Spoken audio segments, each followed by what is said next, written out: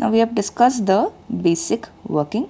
Now one important thing that you need to know is what are the different types of rotors. There are basically two types of rotors in the induction motor.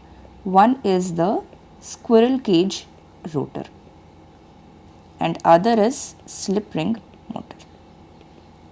So because of the constructional difference in both of them have different applications, okay, advantages and disadvantages. Most often in industries, if you see, you will see squirrel cage rotors only. Slip ring are not used unless until there is a need for speed control. Okay, speed control is not possible in squirrel cage, but they are very robust. That means they are maintenance free. So what do we have here is conductor bars. Okay, so that means the conductor will be in the form of a bar, not just a conductor, a simple conductor. Okay, so there will be conductor bars all around the rotor, and all of them, they will be shorted by means of shorting rings. So that means if you see, this is how it is going to look like. Okay, and all of them, they will be shorted on both the ends. So these are shorting rings.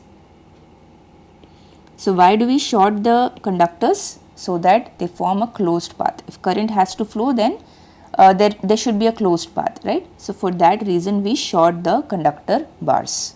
So you can write conductors are in the form of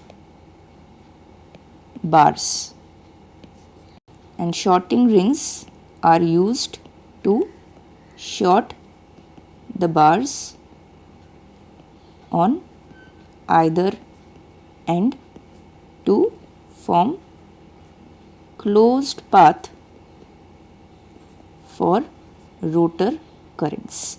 So now there might be a doubt that if you are shorting the conductors on both the ends, they are all forming short circuit.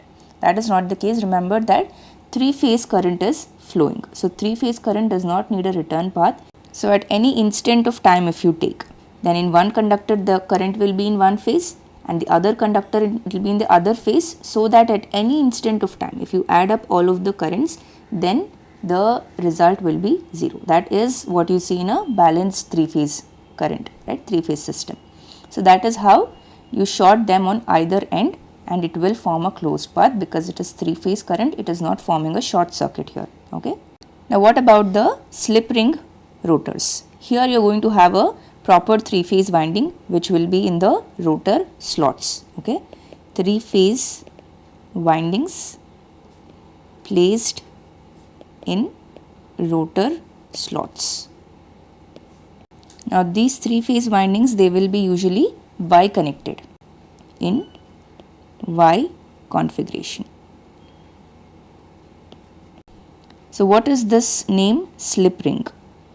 So this is the shaft, let us say, which is rotating. Okay. Now what will happen is there will be rings around this rotor. There will be 3 rings each for the 3-phase. Okay. Now the 3-phase windings, each of the ends of the 3-phase windings are going to get attached to each of these slip rings, each of them of different phase. Okay.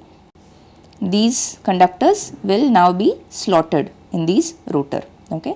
So what is happening here? These rings, what we have here, this is what we call as slip rings. As the shaft rotates, these slip rings will basically slip. That means they are not moving. The slip rings will be stationary only.